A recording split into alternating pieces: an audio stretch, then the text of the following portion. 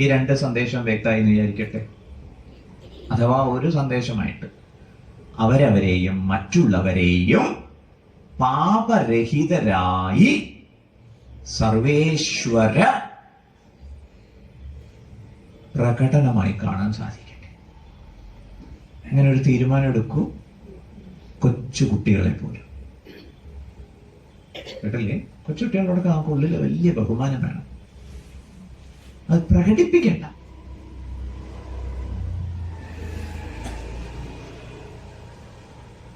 ഒരച്ഛൻ മകൻ ഇങ്ങനെ നടന്നു വരുന്ന കാണുമ്പോൾ എണീറ്റ് നിന്നു. സ്വാമി വിചാരിച്ചു ഈ മക്കളെ ബഹുമാനിക്കണമെന്ന് പറഞ്ഞ് കേട്ട് തെറ്റിദ്ധരിച്ചതാണോ എന്ന്. അച്ഛനോട് ചോദിക്കും, അല്ല സ്വാമി, പേടിയായിട്ട് എണീറ്റ്.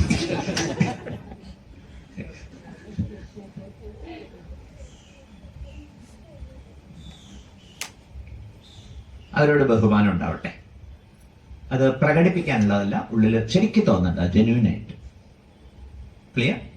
അനഘ പ്രയോഗം പ്രത്യേകം ഓർമ്മിക്കൂ. സാഖ്യനാരാണ്? സാഖ്യാനാം ആത്മബുദ്ധി പ്രാപ്തവത. ആത്മബുദ്ധിയെ പ്രാപിച്ചവരെയാണ് സാഖ്യന്മാരെന്ന് പറയുക. ആത്മബുദ്ധി എന്ന് പറഞ്ഞാൽ ഞാൻ ശരീരമാണ് എന്ന് ചിന്തിക്കുന്നവരല്ല, ഇന്ദ്രിയങ്ങളാണ് എന്ന് മനസ്സിലാക്കുന്നവരല്ല, മനോബുദ്ധികളാണ് എന്ന് കരുതുന്നവരല്ല. ശരീരേന്ദ്രിയ മനോബുദ്ധികൾക്കപ്പുറത്ത് പരിലസിക്കുന്ന ചൈതന്യമാണ്, ബോധമാണ് ഞാൻ എന്ന് കരുതുന്നവരാണ് സാഖ്യന്മാർ. സാഖ്യന്മാരെ മനസ്സിലായോ? സാഖ്യാനാം വേദാന്ത വിജ്ഞാന സുനിശ്ചിതാർത്ഥാന. അവര് വേദാന്ത വിജ്ഞാനത്തിൽ വെൽ റൂട്ടഡ് നോളജ് ഉള്ളവരായിരിക്കും. വേദാന്ത വിജ്ഞാനത്തിൽ വെൽ റൂട്ടഡ് ആയിരിക്കും. ഇതാണ് അവരുടെ പ്രത്യേകത. അവരാണ് സാഖ്യന്മാർ. വേദാന്ത വിജ്ഞാനം എന്ന് പറഞ്ഞാൽ വേദത്തിന്റെ അന്തം വേദാന്തം. വേദത്തിൽ കർമ്മം ചെയ്യുന്നതിനെ കുറിച്ചൊക്കെയാണ് കൂടുതൽ പറഞ്ഞിട്ടുള്ളത്. അതിന്റെ അവസാന ഭാഗത്താണ് അറിവിനെ കുറിച്ച് പരാമർശിക്കുന്നത്. ഇപ്പൊ വേദാന്തം എന്ന് പറഞ്ഞാൽ ഉപനിഷത്താണ്, ജ്ഞാനമാണ്. ലളിതമായിട്ട് അത്രയും മനസ്സിലാക്കാം. ആ ജ്ഞാനത്തിൽ ദൃഢത വന്നവരാണ് ആര്? സാഖ്യന്മാർ. പിന്നെയോ ജ്ഞാനഭൂമി ആരൂഢാനാം. ജ്ഞാനഭൂമിയിൽ ആരോഹണം ചെയ്തവരാണ്, ജ്ഞാനഭൂമിയിൽ കയറിയവരാണ്. ശുദ്ധാന്തകരണാനാം. അവരുടെ അന്തഃകരണം ശുദ്ധമാണ്. അന്തഃകരണം എന്ന് പറഞ്ഞാൽ മനസ്സ്, ബുദ്ധി എന്ന് ലളിതമായിട്ട് മനസ്സിലാക്കാം. മനസ്സ്, ബുദ്ധി, ഇതിലെ അശുദ്ധി എന്താ? ഓർമ്മ വെച്ചോളൂ കേട്ടോ, പിന്നെയും പിന്നെയും വേണ്ടി വരും. എന്താ മനസ്സിന്റെയും ബുദ്ധിയുടെയും അശുദ്ധി? രാഗദ്വേഷമാണ്. പറയൂ. രാഗദ്വേഷം. ഇന്നത്തെ സീജന്റെ ഭാഷയിൽ പറഞ്ഞ, അതെങ്ങല്ലേ ഭാഷ? സീജൻ അല്ലേ? ജെൻസിയ തിരിച്ചു പറയുന്നത്. ജെൻസിയുടെ ഭാഷയിൽ പറഞ്ഞാൽ ലൈക്സ് ആൻഡ് ഡിസ്ലൈക്സ്. അവരിങ്ങനെ കൗണ്ട് ചെയ്തുകൊണ്ടിരിക്കുക. എത്ര ലൈക്ക് കിട്ടി? ഇന്നത്തെ വീഡിയോയ്ക്ക് ഒറ്റ ലൈക്ക് ഇല്ല. ഞാൻ നിന്നോടുള്ള എല്ലാ ബന്ധവും അവസാനിപ്പിച്ചു. എന്ത് പറ്റി? ലൈക്ക് അടിച്ചില്ല.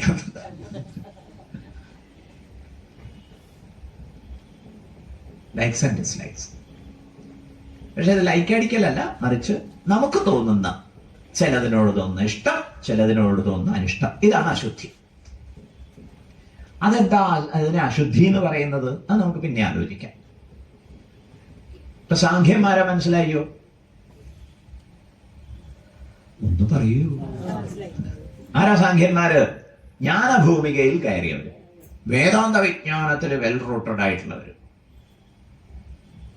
ശുദ്ധാന്തകരണന്മാര്, രാഗദ്വേഷമില്ലാത്തവര്, ആത്മജ്ഞാനം നേടിയവർ. അവർക്ക് ഇനി എന്തെങ്കിലുമൊക്കെ ചെയ്യേണ്ട കാര്യമുണ്ടോ? ഇല്ല. അവരോട് ഭഗവാൻ എന്താ പറഞ്ഞത്? ആ ജ്ഞാനത്തിൽ നിഷ്ഠയുള്ളവരായിട്ടിരിക്കും. ഇനി ആർക്കാണ് കർമ്മയോഗം ഉപദേശിച്ചിരിക്കുന്നത്? യോഗികൾക്ക് എന്നാണ് ഇവിടെ വാക്കെങ്കിലും യോഗികള് എന്നല്ല കേട്ടോ അവരെ മനസ്സിലാക്കേണ്ടത്. പിന്നെ ആരാണ് അവര്? അശുദ്ധ അന്ധകരണാനാം. മനസ്സിൽ നിറയെ രാഗദ്വേഷങ്ങളുടെ സ്വാധീനമുണ്ട്. കേട്ടില്ലേ? നന്നാവണം എന്നൊക്കെയുള്ള ആഗ്രഹമൊക്കെ വന്നിട്ടുണ്ട്. പക്ഷെ ജന്മജന്മാന്തര വാസനകളുടെ ഈ ചില കിണറുകളിലൊക്കെ ഉപയോഗശൂന്യമായിട്ടുള്ള കിണറാവുമ്പോ അതിൽ പലതും കൊണ്ടുവന്ന് ആളുകൾ ഇടും. കേട്ടില്ലേ? അങ്ങനെയുള്ള പൊട്ടക്കിണറുകളോ അല്ലെങ്കിൽ പൊട്ടക്കുളങ്ങളുടെയൊക്കെ സമീപത്ത് ചെന്നാൽ നിങ്ങളൊരു കാഴ്ച കാണും. എന്താ കാണുക? ഇടയ്ക്കിടയ്ക്ക് അതിന്റെ ഉള്ളിൽ നിന്ന് എവിടെയോ ഗുളുഗുളു ഗുളുഗുളു ഗുളുഗുളു ഗുളുഗുളു ഗുളുഗുളു ഗുളുഗുളു ഗുളുഗുളു ഗുളുഗുളു ഗ്യാസ് പലതൊക്കെ ഫോം ചെയ്തിട്ട് അതിങ്ങനെ വന്നിട്ട് പൊട്ടും. ഇതുപോലെയാണ് നമ്മുടെയൊക്കെ അന്ധകരണം. ജന്മജന്മാന്തരങ്ങളായിട്ട് നമ്മൾ അനുഭവിച്ചതൊക്കെ എവിടെയോ ഇരിക്കുന്നുണ്ട്. അവിടെ നിന്ന് ഇങ്ങനെ ഗുളുഗുളു ഗുളുഗുളു ഗുളുഗുളു ഒരു ഐസ്ക്രീം കഴിച്ചാൽ കഴിക്കാം. ഗുളുഗുളു ഗുളുഗുളു ഗുളുഗുളു ഗുളുഗുളു കേട്ടില്ലേ? അയാളെ പോയിട്ട് 4 ചീത്ത വിളിച്ചിട്ട് എന്ന കാര്യം. അശുദ്ധാന്തകരണം. ജ്ഞാനഭൂമി അനാരൂഢാന. ആഗ്രഹമൊക്കെ ഉണ്ട്, പക്ഷെ ജ്ഞാനഭൂമിയിൽ അവര് കേറിയിട്ടില്ല. കർമാധികാര യോഗിന. അവർക്ക് എന്തിനാ അധികാരം? കർമ്മത്തിലാണ് അധികാരം. അതുകൊണ്ടാണ് ഭഗവാൻ സ്പെസിഫിക് ആയിട്ട് അർജുനോട് എന്ത് പറഞ്ഞത്? കർമ്മണിയേവ തേ അധികാരഃ. നിനക്ക് കർമ്മത്തിലാണ് അധികാരം. നീ പോയിട്ട് മെഡിറ്റേഷൻ ഒന്നും ചെയ്ത് കളയരുത്. നീ മെഡിറ്റേഷൻ ചെയ്തു കഴിഞ്ഞാൽ അതൊക്കെ അബദ്ധവും. ഓക്കെ? അവർക്ക് എന്ത് നിഷ്ഠയാണ് ഉപദേശിച്ചത്? കർമ്മയോഗേന നിഷ്ഠ. അവര് കർമ്മയോഗം ചെയ്യട്ടെ എന്ന് ഭഗവാൻ പറഞ്ഞു. ഇവിടെ കർമ്മയോഗം ചെയ്യാൻ ആരോടാണ് പറയുന്നത്? ഇവരുടെ കാര്യത്തിൽ ചെറിയൊരു വ്യത്യാസമുണ്ട്. ഇവര് എനിക്ക് നിറയെ പുത്രന്മാരുണ്ടാവട്ടെ, എനിക്ക് നല്ലൊരു വീട് കെട്ടാൻ സാധിക്കട്ടെ, എനിക്ക് ഒരു എന്താണ് ലംബോഗിനി കാറ് വാങ്ങിക്കാൻ സാധിക്കട്ടെ എന്നൊക്കെ ആഗ്രഹിക്കുന്നവര് അവരോടല്ലാട്ടോ ഇത് പറയുന്നത്. അവരത് നേടിയെടുക്കാൻ വേണ്ടി എന്താ ചെയ്യേണ്ടത്? മര്യാദയ്ക്ക് ചെയ്യട്ടെ, ആരെയും ഉപദ്രവിക്കാതെ ചെയ്യട്ടെ. അതാണ് അവർക്കുള്ള സന്ദേശം. പക്ഷെ ഇത് ആരാ? നമ്മളെ പോലുള്ളവര്. നമുക്കിപ്പോ അതൊന്നും താല്പര്യമില്ല ഒന്നുമല്ല, കിട്ടിയാൽ തിരക്കണമൊന്നുമില്ല. പക്ഷെ അതുകൊണ്ട് എല്ലാമായി എന്നൊന്നും നമ്മൾ വിചാരിക്കുന്നില്ല. മനസ്സിലായില്ല? അങ്ങനെയുള്ളവരാണല്ലോ ഇങ്ങനെ വന്നിരിക്കുക. അപ്പൊ നമുക്ക് വേണ്ടി തന്ന ഉപദേശം എന്താണ്? നിങ്ങൾ കർമ്മയോഗികളാവൂ. ശുദ്ധാന്തകരണന്മാർക്ക്, ആത്മജ്ഞാന നിഷ്ഠ ലഭിച്ചവർക്ക്, ജ്ഞാനഭൂമിയിൽ ആരോഹണം ചെയ്തവര് അവരതിൽ തന്നെ നിരന്തരം വർദ്ധിക്കട്ടെ. അവർക്ക് ജ്ഞാനയോഗ നിഷ്ഠ, നമുക്ക് കർമ്മയോഗ നിഷ്ഠ. ഈ പിരിച്ചു പറഞ്ഞത് മനസ്സിലായോ? മനസ്സിലായോ? നിങ്ങൾ എത്ര കേന്ദ്രന്മാരാണ്? അർജുനന് മനസ്സിലായില്ല. അതുകൊണ്ട് ഭഗവാൻ അർജുനൻ അത് വ്യക്തമാക്കി കൊടുക്കട്ടെ എന്ന് പുറപ്പെട്ടിരിക്കുക. അടുത്ത ശ്ലോകം എന്താ? അത് ന കർമ്മണാമനാരംഭാത് നൈഷ്കർമ്മ്യം പുരുഷോസ്നുതേ ന ച സന്ന്യസനാദേവ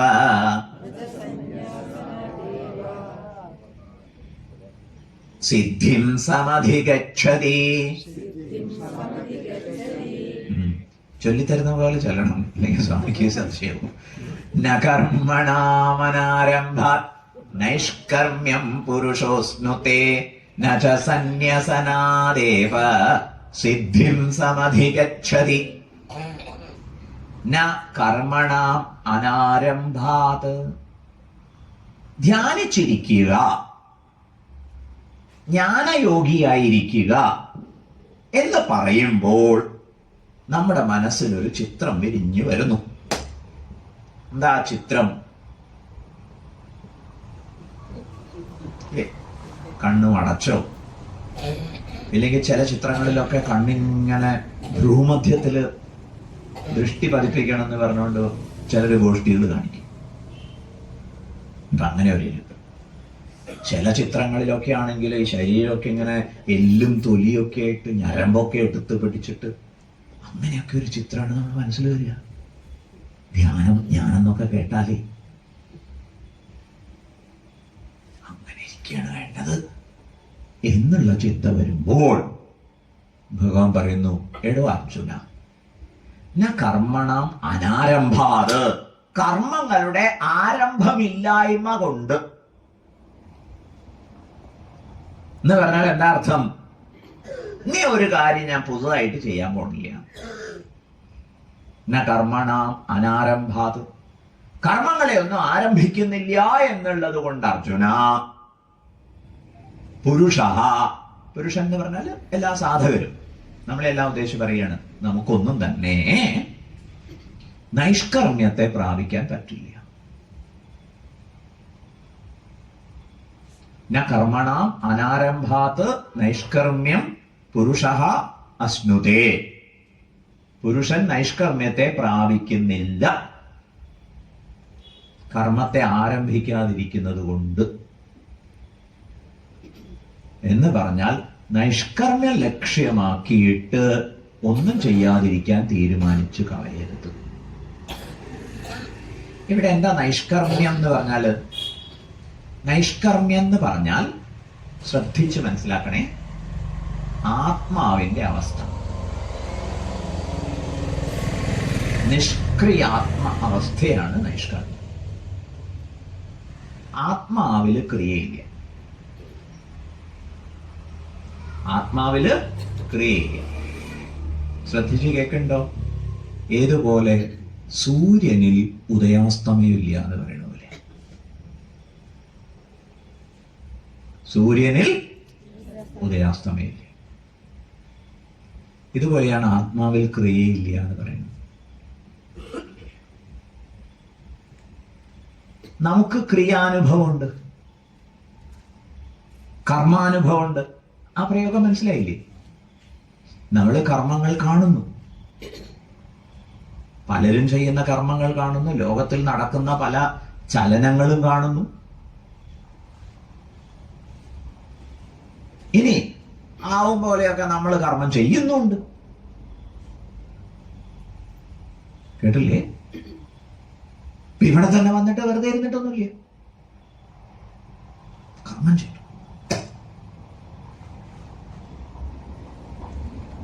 ഇതൊന്നും പക്ഷെ ആത്മാവിലില്ല എന്നുള്ളത് മനസ്സിലാക്കുകയാണ് വേണ്ടത്. ആത്മാവ് നൈഷ്കർമ്മ്യമാണ്, ജ്ഞാനി ധ്യാനിക്കുന്നവൻ മിണ്ടാതിരിക്കുകയാണ് വേണ്ടത് എന്ന മുൻവിധി ഉണ്ടാവുമ്പോൾ കർമ്മം ഉപേക്ഷിക്കുകയാണ് വേണ്ടതെന്ന് തോന്നിപ്പോകും. അപകടം മനസ്സിലായോ?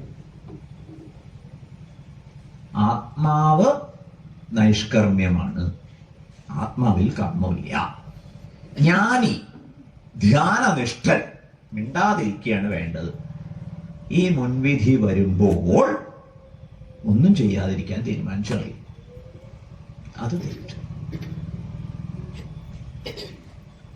ഓക്കെ, വകതിരിച്ച് പറയുന്ന ഒന്ന് ശ്രദ്ധിച്ച് കേട്ട് മനസ്സിൽ ഉറപ്പിക്കും.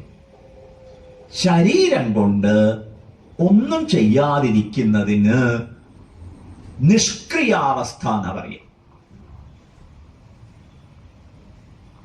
നിഷ്ക്രിയാവസ്ഥ നൈഷ്കർമ്മ്യമല്ല. നിഷ്ക്രിയാവസ്ഥ നൈഷ്കർമ്മ്യമല്ല. നൈഷ്കർമ്മ്യം എന്താകുന്നു? ആത്മാവിന്റെ അവസ്ഥയാണ്. അത് നിങ്ങൾ ഉണ്ടാക്കി കൊടുക്കണ്ട. ഞാൻ അടങ്ങിയിരുന്നിട്ട് നൈഷ്കർമ്മ്യ സ്ഥിതി പ്രാപിക്കട്ടെ എന്നാരും പറയരുത്. നിങ്ങൾ അടങ്ങിയിരിക്കുന്നതോ ഓടി നടക്കുന്നതോ ആത്മാവിന്റെ നൈഷ്കർമ്മ്യത്തെ ബാധിക്കുന്നില്ല. മനസ്സിലാവണില്ലേ? അത് അറിയേണ്ട വിഷയ. ആത്മാവിന്റെ നൈഷ്കർമ്മ്യാവസ്ഥ അറിയേണ്ട വിഷയമാണ്, ചെയ്യേണ്ട വിഷയമല്ല, ചെയ്യാതിരിക്കേണ്ട വിഷയമല്ല. വ്യക്തമുണ്ടോ? വ്യക്തമുണ്ടോ? ചെയ്യാതിരിക്കുന്നതുകൊണ്ട് ആത്മാവിന്റെ നൈഷ്കർമ്മ്യാവസ്ഥ, ചെയ്യുന്നതുകൊണ്ട് ആത്മാവിന്റെ നൈഷ്കർമ്മ്യാവസ്ഥയൊക്കെ ചോർന്നുപോയി. രണ്ടുമില്ല. കേട്ടില്ലേ? ആത്മാവിന്റെ നൈഷ്കർമ്മ്യാവസ്ഥ അറിയേണ്ട വിഷയം. അതുകൊണ്ട് ഭഗവാൻ ഇവിടെ എന്തു പറഞ്ഞിരിക്കണു? കർമ്മങ്ങളെ ആരംഭിക്കാതിരിക്കുന്നതുകൊണ്ട് ഒരാൾ നൈഷ്കർമ്മ്യ സ്ഥിതിയെ പ്രാപിക്കുന്നില്ല എന്ന് പറഞ്ഞിരിക്കുന്നു. ആ വരി മനസ്സിലായോ? ന കർമ്മണ അനാരംഭാത് പുരുഷഃ നൈഷ്കർമ്മ്യം അശ്നുതേ നച സന്യാസനാദേവ. വേറൊരു കാര്യം നമ്മൾ കേട്ടത് സന്യാസത്തെ കുറിച്ചാണ്. മോക്ഷം വേണ്ടവരെന്ത് ചെയ്യണം? ഒക്കെ സന്യസിച്ചു പോകണം. എന്താ സന്യസിക്കേണ്ടത്? വീട്, കുടുംബം, ചെയ്യുന്ന കാര്യങ്ങൾ ഒക്കെ സന്യസിച്ചിട്ട് പോകണം എന്നും നമ്മൾ കേട്ടിരിക്കും. ഇവിടെ ഭഗവാൻ എന്താ പറയുന്നത്? സന്യസനാദേവ, സന്യസിച്ചതുകൊണ്ട് മാത്രം സിദ്ധിയെ പ്രാപിക്കുന്നില്ല, ആത്മാവിന്റെ നൈഷ്കർമ്മ്യാവസ്ഥയെ പ്രാപിക്കുന്നില്ല. വീട്ടിലെ സന്യാസം, സന്യാസിക്കണം എന്നുള്ള ഒരു മുൻവിധി. സന്യാസത്തെ കുറിച്ച് എന്ത് മനസ്സിലാക്കിയിരിക്കുന്നു ചോദിക്കും. എന്താ സന്യാസം എന്ന് പറഞ്ഞാല്? ജ്ഞാനമാണ് സന്യാസം.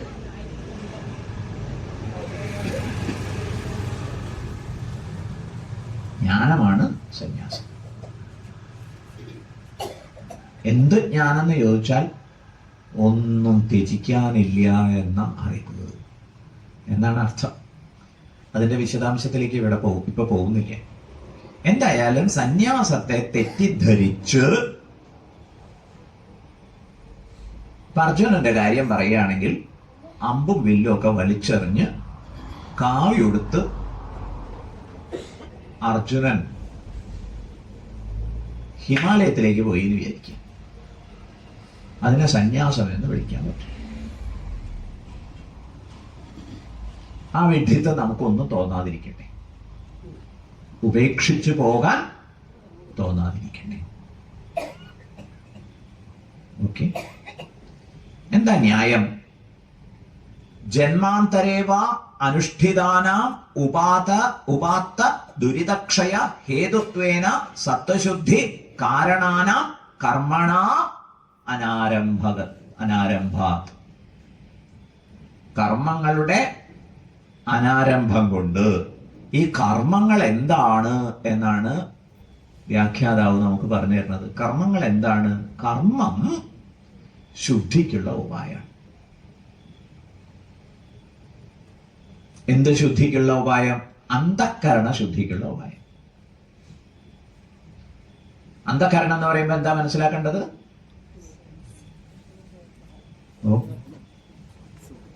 പറഞ്ഞു തന്നതാ. മനസ്സ്, ബുദ്ധി, ചിത്തം, അഹങ്കാരം എന്നും കൂടി ഉണ്ട്. അത് കുറച്ചുകൂടി സട്ടിൽ ആയതുകൊണ്ട് അതിനെ കുറിച്ച് പറയണ്ട. മനസ്സ്, ബുദ്ധി എന്ന് പറഞ്ഞാൽ മനസ്സിലാക്കിയാൽ മതി. അതാണ് അന്ധകരണം. അന്ധകരണത്തിന്റെ അശുദ്ധി എന്താണ്? രാഗദ്വേഷം. ചിലതിനോട് ഇഷ്ടം തോന്നാം, ചിലതിനോട് ഇഷ്ടക്കേട് തോന്നാം. ഇത്രയേ ഇത് അശുദ്ധിയാണ്. അതെന്തുകൊണ്ടാണ് അതിനെ അശുദ്ധി എന്ന് പറയുന്നത് നമുക്ക് പിന്നീട് കാണാം. അപ്പൊ ഇവിടെ അശുദ്ധി എങ്ങനെ വരുന്നു? ജന്മാന്തരേവ അനുഷ്ഠിതാനാം ഉപാത്ത ദുരിതം. ജന്മജന്മാന്തരങ്ങളിൽ അനുഷ്ഠാനം ചെയ്തിട്ടാണ്, കർമ്മങ്ങളൊക്കെ ചെയ്തിട്ടാണ്, ഫലമൊക്കെ ആഗ്രഹിച്ച് കർമ്മം ചെയ്തിട്ടാണ് നമുക്ക് എന്തുണ്ടായത്? രാഗദ്വേഷം ഉണ്ടായത്. കേട്ടില്ലേ? ജന്മാന്തരങ്ങളിൽ ചെയ്ത കർമ്മമൊക്കെ അടിഞ്ഞുകൂടി കിടക്കുക. ചെയ്ത കർമ്മമൊക്കെ പുറത്തല്ലേ. ഈ അടിഞ്ഞുകൂടി കിടക്കുന്ന കാര്യം എന്താന്ന് പറയുന്നതെന്ന് അറിയാമോ? പുറമെ കർമ്മം ചെയ്തിട്ട് അതിന്റെ ഫലം ഉരുത്തിരിഞ്ഞ് വരുന്ന സമയത്ത് കൊള്ളാൻ കൊള്ളില്ല എന്ന് പറഞ്ഞിട്ട് അതിനോട് പ്രതികരിച്ചതൊക്കെയാണ് ഇവിടെ അടിഞ്ഞുകൂടുന്നത്. മനസ്സിലാവുന്നില്ലേ? ഇപ്പൊ ഫോണിലും കമ്പ്യൂട്ടറിലും ഒക്കെ നമ്മൾ വർക്ക് ചെയ്യുന്നതിനനുസരിച്ച് ഒരു ഫയല് അതിലെങ്ങനെ ക്രിയേറ്റ് ചെയ്ത് പോകും. ശരിയല്ലേ? പിന്നെ കുറച്ച് കഴിഞ്ഞാൽ ഫോൺ ഫങ്ഷൻ ചെയ്യാതെ ഹാങ് അപ്പ് ആയി പോകും. അപ്പൊ അതൊന്ന് ക്ലീൻ ചെയ്യാൻ നമ്മളോട് പറയും. കുറെയൊക്കെ ആവശ്യമില്ലാത്തതാ. ഇതുപോലെ നമ്മൾ കർമ്മം ചെയ്യുമ്പോഴൊക്കെ, അത് വാക്കുകൊണ്ടായാലും ശരി, മനസ്സുകൊണ്ടായാലും ശരി,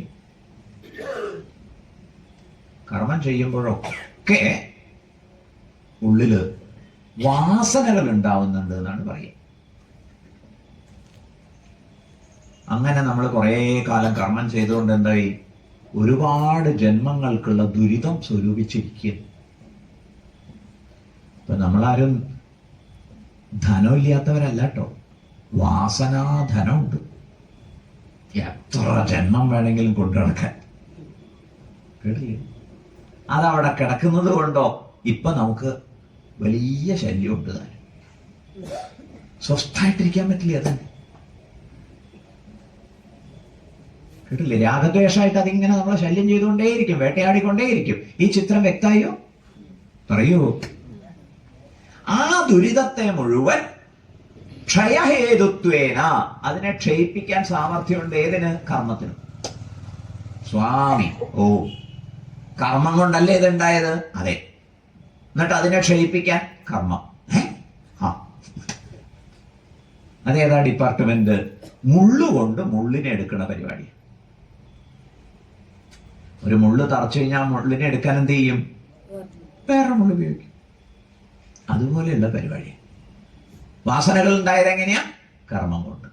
ആ വാസനകൾ ഇപ്പൊ നമ്മ എന്ത് ചെയ്യുന്നു? വേട്ടയാടിക്കൊണ്ടിരിക്കുന്നു. എങ്ങനെ വേട്ടയാടുന്നു? രാഗദ്വേഷങ്ങളായിട്ട്, സ്വൈരക്കേടായിട്ട്. ഓക്കെ, എന്താ പരിഹാരം? കർമ്മം. യെസ്. അങ്ങനെയുള്ള കർമ്മങ്ങളെ ആരംഭിക്കാതിരിക്കുന്നത് കൊണ്ട്, ആ കർമ്മങ്ങൾ ചെയ്താൽ എന്താ ഗുണം? സത്വശുദ്ധി ഉണ്ടാവും, അന്ധകരണ ശുദ്ധി ഉണ്ടാവും. അതുകൊണ്ട് എന്താ ഗുണം? തത്കാരണത്വേന ജ്ഞാനനിഷ്ഠ നേടാൻ സാധിക്കും. ഇതിനൊക്കെ ഹേതുവായ കർമ്മണാം അനാരംഭാത് അനനുഷ്ഠാനാത്ത് നൈഷ്കർമ്മ്യം ജ്ഞാനയോഗേന നിഷ്ഠ ആത്മസ്വരൂപേണ ഏവ അവസ്ഥാനം പുരുഷ ന അശ്നുതേ. ഇങ്ങനെയുള്ള കർമ്മങ്ങൾ ചെയ്യാതിരിക്കുന്നത് കൊണ്ട് ആത്മാവിന്റെ നൈഷ്കർമ്മ്യ അവസ്ഥയാവട്ടെ, ജ്ഞാനനിഷ്ഠയാകട്ടെ, പുരുഷൻ പ്രാപിക്കാൻ പോകുന്നില്ല. വ്യക്തായോ? അപ്പോ അന്ധകരണത്തിലെ അശുദ്ധി കളയാനുള്ള ഉചിതമായ മാർഗമാണ് കർമ്മത്തിന്റെ മാർഗം. അപ്പൊ നമുക്ക് കുറെ ചോദ്യങ്ങളൊക്കെ വരും, അതിനൊക്കെ ഭഗവാൻ ഉത്തരം തരും. ആ കർമ്മത്തെ ഉപേക്ഷിച്ച് കളയരുതേ. ക്ലിയർ? ഇപ്പൊ നേരത്തെ മനസ്സിലാക്കിയതിനേക്കാൾ കുറച്ചുകൂടി മനസ്സിലായിക്കോ?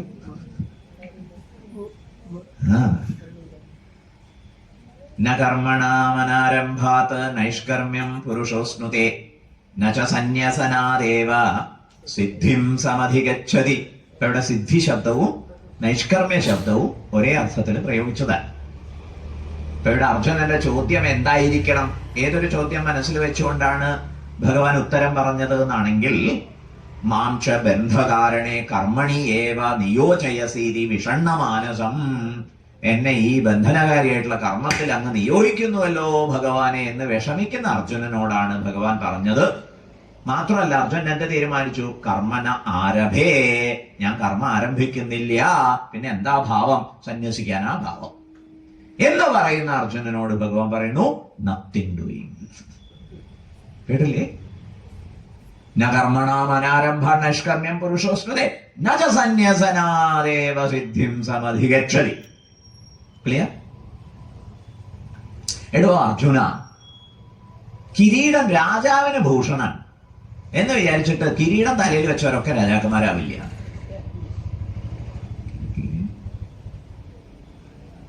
ഇതുപോലെ ജ്ഞാനിക്ക് സന്യാസ ലിംഗങ്ങളൊക്കെ ചേരും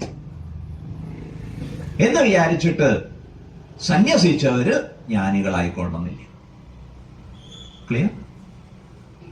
നച സന്യസനാദേവ സിദ്ധിം സമധിഗച്ഛതി. അമ്പും വില്ലും വലിച്ചെറിഞ്ഞ സന്യാസിയാവില്ല അർജുന. താൻ അമ്പും വില്ലും വലിച്ചെറിഞ്ഞിട്ട് എങ്ങോട്ടേക്കാ പോവുക? ഹിമാലയത്തിൽ പോകും. എന്നിട്ട് അവിടെ എന്ത് ചെയ്യും? അവിടെ മാമുണ്ണണെങ്കിൽ പിന്നെ ഭിക്ഷ യാചിക്കണം. ഈ ഭിക്ഷ യാചിക്കാൻ പോയി കഴിഞ്ഞാൽ ചിലപ്പോ വീട്ടുകാരി ചോദിക്കും, നാണാവില്ലേ ഇങ്ങനെ തെണ്ടി നടക്കാൻ? നല്ല മേക്കരുത്തുണ്ടല്ലോ. അർജുന്റെ സ്വഭാവം പുറത്തു വരും, രാഗദ്വേഷം പുറത്തു വരും. ദീ തള്ളെ സൂക്ഷിച്ച് സംസാരിക്കണം. ഞാൻ ആരാന്നാ വിചാരം? കേട്ടില്ലേ? ഒക്കെ പാടെ പുറത്തു വരുന്നില്ലേ? ലോകൈക ധനുർധരനായ പാർത്ഥനെ. അല്ലാതെ നിത്യശുദ്ധ ബുദ്ധ മുക്തസ്വരൂപിയായിട്ടുള്ള ആത്മാവാണ് ഞാൻ എന്നൊന്നല്ല. കേട്ടില്ലേ? അത് ആ നിഷ്ഠ വരാതിരിക്കുമ്പോൾ കർമ്മം ഉപേക്ഷിച്ചു പോയിട്ട് കാര്യമില്ല. ആവശ്യം പോരാ. ഇനി ഒരു ന്യായവും കൂടി. കസ്മാത് പുനഃ കാരണാത്ത് കർമ്മസന്യാസമാത്രാദേവ ജ്ഞാനരഹിതാത് സിദ്ധിം നൈഷ്കർമ്മ്യ ലക്ഷണം പുരുഷ ന അധിഗച്ഛതി ഹേത്വാകാംക്ഷായ ആഹ. ഇവിടെ വേറെ ഒരു സംശയം വരുന്നു. എന്താ അത്? കസ്മാത് പുനഃ കാരണാത്, എന്ത് കാരണം കൊണ്ടാണ്? കർമ്മസന്യാസമാത്രാദേവ, കർമ്മസന്യാസം കൊണ്ട് മാത്രം സിദ്ധിയെ കിട്ടില്ല എന്ന് പറഞ്ഞില്ലേ? അവിടെ കർമ്മസന്യാസം കൊണ്ട് മാത്രം എന്ന് പറഞ്ഞപ്പോൾ എന്താ അർത്ഥമാക്കുന്നത്? ജ്ഞാനരഹിതാത്, ജ്ഞാനമില്ല, കർമ്മസന്യാസം മാത്രമേ ഉള്ളൂ. കേട്ടില്ലേ? കല്യാണമൊക്കെ കഴിച്ച് കുടുംബം പോറ്റാനൊരു ഉത്സാഹം കുറഞ്ഞു. എന്താ കാരണം? അതിനൊരുപാട് ഓടി നടക്കണേ. അതിനൊന്നും വയ്യ, അബദ്ധായി പോയി, എന്നാ സന്യസിച്ചായാൻ തീരുമാനിച്ചു. ചെയ്തുകൊണ്ട് കാര്യമില്ല എന്നറിയാം. അവിടെ ജ്ഞാനം നേടിയിട്ടുണ്ടോ എന്നാ ചോദ്യം. അപ്പൊ കർമ്മസന്യാസനാതേവ എന്ന് പറഞ്ഞില്ലേ? അവിടെ ഏവ ശബ്ദം കൊണ്ട് എന്താ അർത്ഥമാക്കുന്നത്? വെറും കർമ്മസന്യാസത്തെ ചെയ്തതുകൊണ്ട് മാത്രം ജ്ഞാനരഹിതനാണെങ്കിൽ ഫലമില്ല. അപ്പൊ ജ്ഞാനമാണ് മുഖ്യം എന്നർത്ഥം. ആ വിഷയത്തിൽ ഭഗവാൻ മറുപടി പറയുന്നു. എന്താ ഭഗവാൻ പറയുന്ന മറുപടി? നഹി കശ്ചിക്ഷണമപി ജാതു തിഷ്ഠത്യ കർമ്മകൃത് കാര്യതേ ഹ്യവശഃ കർമ്മ സർവഃ പ്രകൃതിജൈർഗുണൈഃ സർവേപി ലോകഃ. എല്ലാവരുടെ കാര്യത്തിലും ഒരു പൊതുവിഷയമാണ് ഇവിടെ ഭഗവാൻ പറയുന്നത്. സർവരുടെ കാര്യത്തിൽ എന്താ വിഷയം? പ്രകൃതിജൈഹി ഗുണൈഹി, പ്രകൃതിച്ച ഗുണങ്ങളാൽ. എന്താ പ്രകൃതിച്ച ഗുണം എന്ന് പറഞ്ഞാല്? ത്രിഗുണം എന്നർത്ഥം. സത്വം, രജസ്, തമസ്.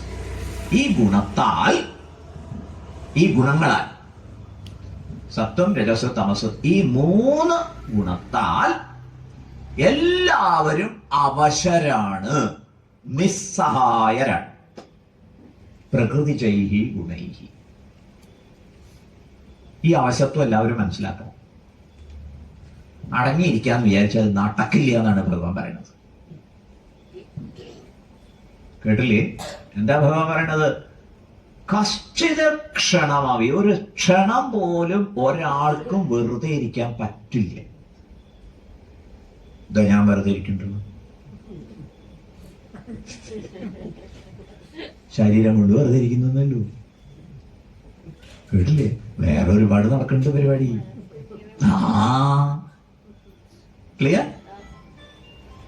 നാഹി കശ്ചിക്ഷണമപി, ഒരു ക്ഷണം പോലും ഒരാൾക്കും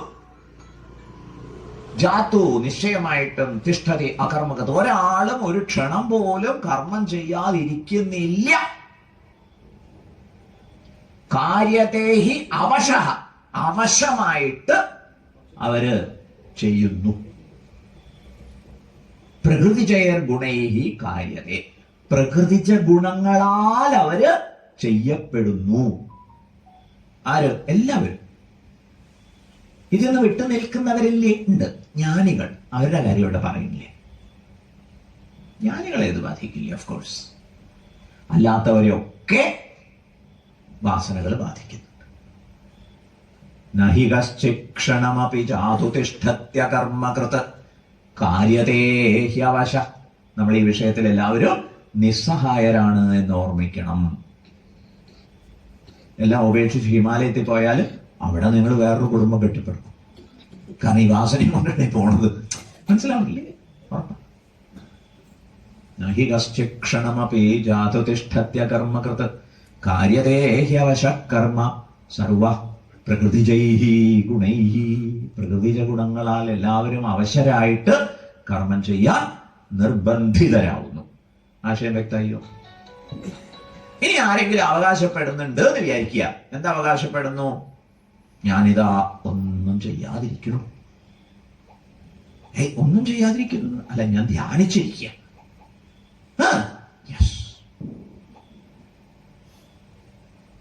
ഭഗവാൻ അയാളെ വന്ന് സ്കാൻ ചെയ്ത് നോക്കി. എന്നിട്ട് സർട്ടിഫിക്കറ്റ് നമ്മൾ വാങ്ങി വായിച്ചു നോക്കുമ്പോ അതില് മഹാധ്യാന യോഗി എന്നാണോ എഴുതിയത്? അല്ല. പിന്നെന്താ എഴുതിയത്? മിഥ്യാചാരൻ. കണ്ടാ തോന്നില്ലേ? കണ്ടാ കേമായിട്ട് ധ്യാനിച്ചിരിക്കുന്ന ആളാ. പക്ഷെ ഭഗവാന്റെ സർട്ടിഫിക്കറ്റിൽ എന്താണ്? മിഥ്യാചാരൻ. അതെന്തു പറ്റി? വെറുതെ ഇരിക്കാമെന്ന് അവകാശപ്പെടരുതേ. വേണ്ടാതിനം കാണിക്കാതിരിക്കൂ.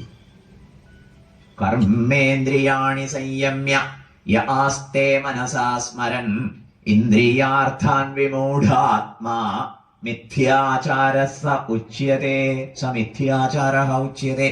അവൻ മിഥ്യാചാരൻ എന്ന് പറയപ്പെടുന്നു. ആരാണവൻ? നാളെ പറയാം. കേട്ടില്ലേ?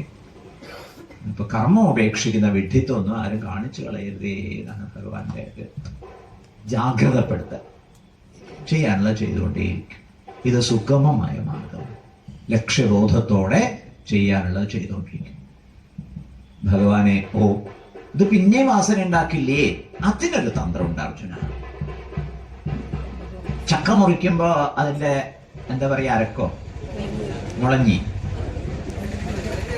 വിളഞ്ഞിയത് അത് പറ്റില്ലേ എന്ന് ചോദിക്കുക. അതിനൊരു വഴിയുണ്ട്. എന്താ അത്? വെളിച്ചെണ്ണ പുരട്ടിയിട്ട് മുറിച്ചോളുണ്ട്. ഒരു പ്രശ്നം ഉണ്ടാവില്ല. ഇതുപോലെ ഒരു